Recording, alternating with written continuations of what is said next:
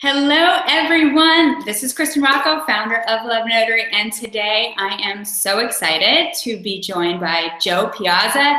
She is the author of the new book, How to Be Married. And before we dive in, I want to tell you a little bit about Jo and who she is, and I'm going to let her tell you about why she wrote this book. So Jo is an award-winning reporter and editor. She's written for every publication that you can ever imagine, including the Wall Street Journal, the New York Times, New York Daily News, Marie Claire, Elle, the list goes on. She's also been on television with CNN, NPR, Fox News. And not only is that her list of credits, but she has written several other books to include Celebrity Inc., How Famous People Make Money, and If Nuns Ruled the World. So with that, I want to say hi. Thank you so much, Jo, for joining. Thanks for having me. Absolutely. So I guess the best way to get started is I'd love just for you to let everybody know a little bit about what How to Be Married is all about. And I've got my copy right here. Oh my gosh, it looks so good on Google Hangout. I know. Well, so when I got engaged about 2 years ago, my engagement got more likes on Facebook than the time I'd written a book, when I got a job promotion. I mean, the world was really telling me this was the most important thing I'd ever done. Except I had no idea how to be a wife. I had no idea what being a wife meant. I had no idea how to be married. And I was getting a lot of advice about the wedding. So I got a lot of advice about, what kinds of things to put on tiny toast, and that I should definitely have 2 bars and not 1 bar. But no one told me how to make this marriage thing work. And all of the books in the marriage section are about how to fix a bad marriage that's already broken. There's nothing out there about how to have a good, happy marriage when you're already in a good relationship right from the start. And so I was a travel journalist. I worked for Yahoo, and they were sending me to these exotic, amazing locations all over the world. And I thought, what if I could crowdsource marriage advice? What if I could crowdsource how to have a happy marriage? And that's what I did. So during the first year of my marriage, traveling both with and without my husband, I interviewed hundreds of women and some men in 20 countries on 5 continents about how to have a successful, fulfilling, happy marriage in a world where we don't need to get married, we're choosing to get married. Yes, and you know what, that leads into my next question. You write a lot in the book, you reference in the book modern marriages. And I'm wondering what is different about marriage today than, in years past? It's so different. I mean, we're really the first generation to be able to choose our spouse, to be able to choose marriage as a path. And that's something incredibly empowering, but also something incredibly scary. In the past, even 20 years ago, women still often got married because they needed a man to protect them, to provide for them, even here in the United States. That's not the case anymore. And we're strong, independent women. We can pay for things ourselves. We can even have a baby on our own if we wanted to. And so when you choose your spouse, I think it comes with a lot more baggage, a lot more expectations about what you're bringing into a marriage. A lot of people I talked to early on were like, equality has to be 50-50. You have to do 50% and he has to do 50%. And what I learned through my travels is that equality is going to be 90-10 part of the time, or 80-20. And the really important thing is to talk about that and to have an open dialogue about what the role of husband is and what the role of wife is and what those things mean to you. I think especially this book is so good for newlyweds because it raises the questions before you actually walk down the aisle. We don't have these conversations before we get married. And I think that we really need to be doing that so that no one's blindsided after the big day. Absolutely. And I think one of the things that I got married 4 years ago. I know you just had your 1-year anniversary not long ago. And so we can kind of remember what it was like to be a bride. And you get all these tips about planning your wedding and not so much a focus on marriage. And when you do hear about marriage, you hear about it's hard work, right? Yes. Or, that's so abstract. It's not concrete. It's not helpful. It's not helpful at all. Not helpful. So absolutely. So you've traveled to these, 20, I think it was how many countries? 20 countries? 20 countries. So when you get and from your own personal experience of being married for a year, can you say more concretely what marriage's work means in actuality? Absolutely. I mean, and everyone said that to me too. Everyone was like, oh my gosh, marriage is hard work. But no one talked about what that work was, what that work meant. Or people would say things to me like, make sure you have a date night every week, or never go to bed angry, or don't lie to your spouse. And I will tell you, a year into being married, I've learned that getting a good night's sleep and occasional white lies to your spouse are the foundation of a happy marriage. So you feel a little more refreshed the next morning. Yeah, exactly. No one should be arguing about anything on lack of sleep and lack of coffee. And when I travel around the world, people don't talk about marriage the way that Americans talk about marriage. In fact, a lot of the women told me that Americans complain about our marriages more than anyone else. And if you want an example of that, take a look at our sitcoms. All of our sitcoms are about like ridiculously sad or like silly situation. The husband's always doing something stupid. The wife's always smarter than the husband. He can't figure out the house. That stereotypical role, right? No, exactly. It's so stereotypical. And Americans have turned complaining about our spouses and about our marriages into an Olympic sport. And other countries don't say it's hard work. They just talk about the kinds of things they do to make a marriage work. And it's little things. They're little tweaks. None of this is rocket science. None of this is mind-blowing. And that's part of what made it so interesting. It was little things. When I was in Denmark, we talked a lot about creating a cozy home and a cozy environment for the two of you to come home to. And one of the big things the Danes told me is putting away your phone. Putting away your phone and your laptop when you're home, when you're at dinner, when you're getting into bed with your spouse. And it's something we never think about here in the States, but it's such better advice than don't go to bed angry. It's don't go to bed with your cell phone. The women we all could definitely take that advice. We all could take that advice. We really could. And there's been research has shown that a spouse actually feels snubbed when the phone is even just on the table, much less when you're Instagramming your food all the time and taking all these pictures and tweeting. Or when the phone is in bed with you. It's like having a whole third person in bed with you. 5 years ago, we wouldn't have even thought that was possible. If you had said, I'm going to be looking at a tiny computer before I go to sleep, people 5 years ago would have told you were crazy. Yeah. And then I talked to the women in Paris a lot. The French women think they have better advice for American women about everything. So you have to take them with a grain of salt. God bless, they're very sophisticated French souls. Yes. But they do have some really good advice, and their advice is to be your husband's mistress, which sounds a little icky at first, but then you unpack it and think about how much effort we put into ourselves, into our relationship, into keeping things new and exciting and fresh and fun when we were dating. And why should that stop once we get married? For both of us, for the man and the woman. Why should we turn into these people who just complain about loading the dishwasher? And that's what you hear all the time. Like, I think the work is about being conscious. And that's what writing this book told me. It was about, just thinking before you act, thinking before you speak, thinking before you do, and really prioritizing your marriage the same way you prioritize dating this person before you marry them. I love that. It's interesting because in the book, while you talk and share a lot of great advice about coming together in partnership, you also say that it's equally as important to maintain your independence. And I'd love to hear a little bit more about, what you mean by that and how that maybe plays out in your relationship and how you might advise other couples on that point. Yeah, I think that was the most surprising advice. And I got this over and over again from women in different countries and in different cultures where marriage was wildly different.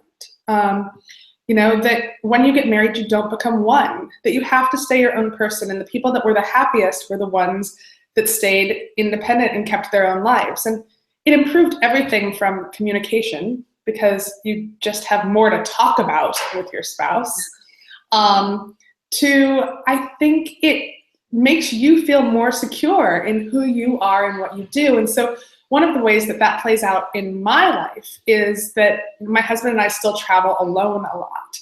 I mean, in fact, and so we're having a baby in about 5 weeks. And we're going on separate baby moons.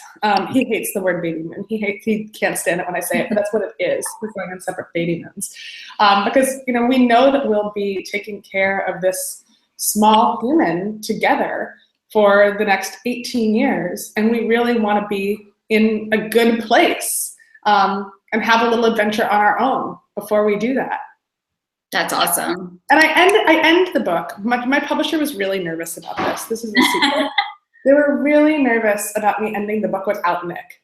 I end it in Scotland with a road trip with my friend Glynis, who actually married the two of us in our wedding. And I did it because I wanted to show how important it was to still feel like me. To still feel like I could do things without Nick around. And it was great. I ended up navigating us to this little cabin in the Scottish Highlands and was able to light a fire using just one match and a copy of Us Weekly. Oh my gosh. And it made me feel so empowered. It made me feel like I could still do anything on my own. And I think that takes a lot of pressure off of a spouse. Here in the States, one of the other problems is that we expect our spouse to be everything. Our expectations are so high that we're walking down the aisle and this one person is going to solve all of our problems. Yeah. We use the word soulmate a lot. It's a uniquely American word. So we say they're our soulmate, they're our best friend, they're our therapist, our travel buddy, like the person who tells us we look hot, the person that we have the most mind-blowing sex of our entire lives with. They're everything. And that's a lot of pressure on one human being. And I think that when you stay independent and you make sure that you have your own life and your own interests outside of a marriage, it takes that pressure off. I agree. I love that. I want to circle back a little bit, Joe, to your love story. So Love Notory is all about capturing the love stories of couples. And that's because just in your own experience with, not wanting to focus, all your attention on the wedding because there's going to be this lifetime now that you have to devote your attention to. And I also wanted to help couples place their focus beyond the wedding day into their love story. So I'd love to hear a little bit about how you and Nick met. And I understand you got engaged within 3 months. We did. I mean, our love story sounds fake. It truly does. It's remarkable. I had dated everyone in New York City. I had lived that Carrie Bradshaw fantasy. I had dated all of the Mr. Bigs and had my heart broken. And I was, like I said, I was a travel journalist. And so I'd kind of given up on dating for about a year and found myself on this boat on assignment in the Galapagos Islands off the coast of Ecuador. And there was Nick. He was also a journalist. He was also on assignment. He was doing a very serious business story about sustainability in tourism. I was writing about how to take selfies with baby sea lions. My story did a lot better than his story. His was better written. And we were stuck on this boat together for 10 days with no internet, no cell service. And we just got to know each other really well. And I had no expectations. Like I showed up on this boat expecting it to be all senior citizens and me. And also with no makeup and no cute clothes and no agenda. And then all of a sudden met the love of my life. And so after that, he said he wanted to see me again. He lived in San Francisco and I lived in New York. And I said, all right, well, I'll be in California to speak at a conference. And he met me at LAX and took me camping for the first time in my life. Thus beginning our whirlwind cross-country romance. Yes. And, I like to say we were 34 and 40 respectively. So at that point, you kind of know what you want and you know what you don't want. And we knew very, very early on. But when we got engaged in 3 months, everyone just assumed I was pregnant. I wasn't. I am now, but I wasn't then. And not yet. But it was because we just knew. And it was the first time in my life that I just knew. I did not know right away though. People ask me that all the time. I knew after like our third date. It was just kind of and it wasn't like it hit me like a lightning bolt. It was like, oh, there you are. Great. Yeah. So glad I found you. All of a sudden it made sense. Like what a partnership should be made sense. It just made sense. So we were engaged in 3 months and married in 9 months. Wow. And we had this wedding that I loved. It was a wonderful wedding. We got married at the Archaeology Museum at the University of Pennsylvania in front of a 3,000-year-old Sphinx because it rained. So that was our rain plan, which was pretty good. My best advice for anyone planning a wedding is to have open bar during your actual ceremony. I think it makes it a lot easier for people to sit through your vows when they have champagne. Yeah, that's a great idea. I love that. Yeah, it was good. It was good. And so then we spent our first year of marriage traveling around the world together, which is magical. And it seems like a movie. And in a lot of ways it was. I mean, now looking back and reading the book, especially during this book tour, I'm like, I can't believe this was the first 12 months of marriage for us. What a special experience that has to be. And you've provided such great marriage advice for everyone now to hopefully change the conversation from the wedding day to we can plan your wedding and your marriage at the same time. Exactly. And the wedding day, I mean, weddings are wonderful. It was the best party of my life. I loved our wedding. At the same time, I'm so happy that we talk about our marriage more than we talked about our wedding. Absolutely. So actually, one last question for you. So great segue. I guess you and others deem the first year of marriage the wet cement year, which I think is a great term. I'd love for you to explain a little bit more about what that means and what that entails. And, what can couples do? What behaviors and patterns can they put in place during this first year that can really set their marriage up for success beyond, in the coming years? Yeah, I discovered the term wet cement year while I was reporting this book, and I loved it because it kind of solidified what I already thought, that the first year of marriage matters, that it's a time when we're setting patterns and we're setting habits for what could be the next 50 years or what could be the end of a marriage in a lot of cases.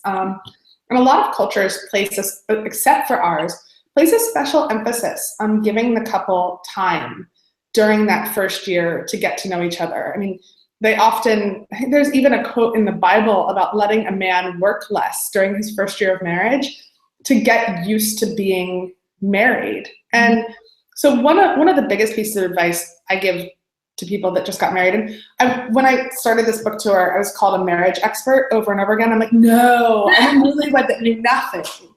I just gathered this advice as a journalist from around the world because I knew nothing, and I'm trying to figure it out. But it's to prioritize your marriage the same way you prioritize your job. And they do that in other countries, particularly in places like the Netherlands and in Denmark. They're leaving the office at 4:00 every day. Everyone is. It's baked into their culture so that they can, one, spend time doing something they enjoy, reading a book, going to yoga, jogging, playing a video game if that's something your husband likes to do, and then sit down and have an actual dinner together. We live in this culture where we let our jobs dictate how we do everything, where we live, how we act, how we interact with our spouse, how we spend our time. And I think it's really important. A lot of couples will adapt their lives once they have a baby. And it's important to think about prioritizing your marriage not more than, but as much as you prioritize your job before a baby comes, to try to make space for you guys as a couple before you take that next step. Yeah, because that is another element then to the relationship that gets added on, right? Having a baby. And then it's having really great communication, which we hear a lot about. It's like, well, I have good communication. We learned this trick from this marriage spiritual guru named Bobby Klein in the Mexican jungle. He's not Mexican, he's a Jew. He's the most interesting man in the entire world. And he gave us this exercise called 5 minutes, where we talk to each other. One person talks for 5 minutes every single night before bed, and the other person just has to listen. And it's an exercise in listening, not in talking. And sometimes you have nothing to talk about. And other times really important and interesting things come up. And just giving yourself that space to be able to get things out there, I think is incredibly important. And it teaches you how to be listening to your spouse, how to be listening for different cues, and what are they really telling me, and what are they trying to communicate to me. Amazing. Well, thank you so much for providing all this useful information to help the Love Notary community really, think about marriage as they're planning their wedding. I want to encourage everybody to go out and get this book, How to Be Married. Joe is so vulnerable in this book, and that is really, you know, what I love about it is you really share deep and intimate and personal things about yourself, including, you know, a struggle that you're personally having with some genetic disorders that run in your family, unemployment. I know there's a gamut of other things that you speak very candidly about, and I know everybody's going to appreciate that, because from my experience, when you're dating, you sort of face these conundrums by yourself, and they don't phase you as they do in a relationship, because now you have another person to think about how it's going to affect, and almost a bigger life that it can impact. So she's extremely vulnerable and shares a lot, and she gathers all this amazing advice from around the world, and it's just a great read. Thank you so much. This has been so fun. So, well, thank you, Joe. I hope you have a great rest of the day, and I appreciate you being here. Thanks. You too. Bye.